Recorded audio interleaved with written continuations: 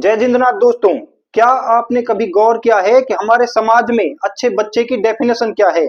अक्सर वही बच्चे संस्कारी माने जाते हैं जो कभी पलटकर सवाल ना करें। लेकिन क्या आपने कभी सोचा है कि ये जी हाँ कहने की आदत एक बच्चे के दिमाग को कैसे फ्रीज कर सकती है? आज हम सिर्फ जज्बात की नहीं, साइंस और डेटा की बात करेंगे कि क्यों ब्लाइंड ओबीडियंस बच्चे के कॉन्फिडेंस को हमेशा के लिए खत्म कर रही है। इस कहानी की शुरुआत होती है हमारे इतिहास से। एक दौर था जब दुनिया खतरनाक थी और बच्चों को सर्वाइवल सिर्फ बड़ों की बात मानने पर ही टिका था। लेकिन आज 2026 में हमें बच्चों को सिर्फ सर्वाइव नहीं, थ्राइव कराना है। पर अफसोस, हम आज भी उन्हें वही पुराना तानाशाही वाला तरीका अपना रहे हैं, जिसे साइकोलॉजी में ऑथोरिटेरियन पेरेंटिंग कहते हैं। अब आप सोचेंगे कि इसमें गलत क्या है, तो जरा इन आंकड़ों पर नजर डालिए। रिसर्च बताती है कि जिन घरों में सवाल पूछना मना है, वहां बच्चों में लो सेल्फ स्टीम के चांसेस 40% तक ज्यादा होते हैं।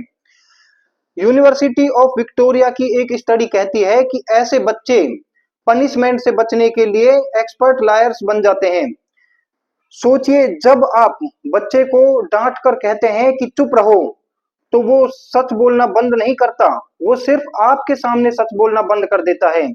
यानी हम उन्हें ईमानदार बनाने के चले थे और उन्हें झूठा बना दिया।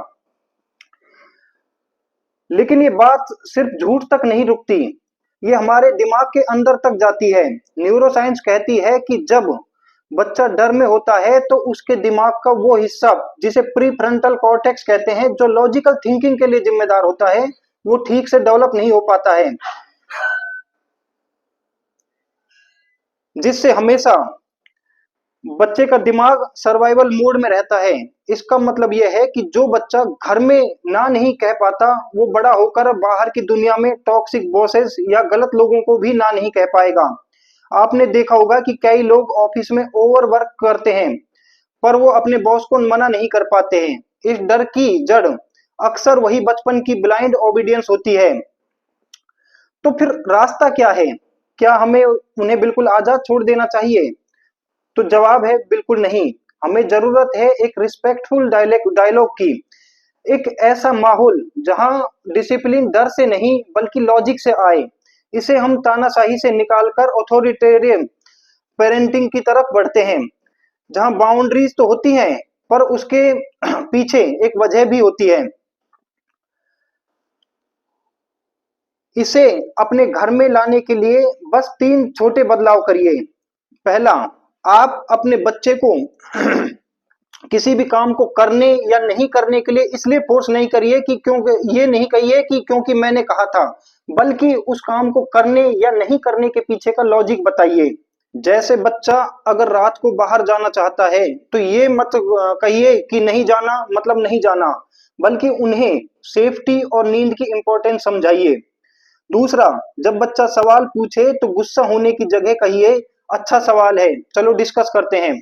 अगर वो मोबाइल के लिए जिद कर रहा है तो उसे डांटिए मत, बल्कि स्क्रीन टाइम के नुकसान और डेटा दिखाइए। और तीसरा, उन्हें नेगोशिएट करना सिखाइए। अगर वो कोई सब्जेक्ट पढ़ना चाहते हैं जो आपको पसंद नहीं है, तो उनको मना करने के बजाय बल्कि उनके प्लान्स जानिए। इससे बच्चा फ्यूचर में उसकी नेगोशिएशन पावर बढ़ेगी और एक अच्छा लीडर बन सकता है।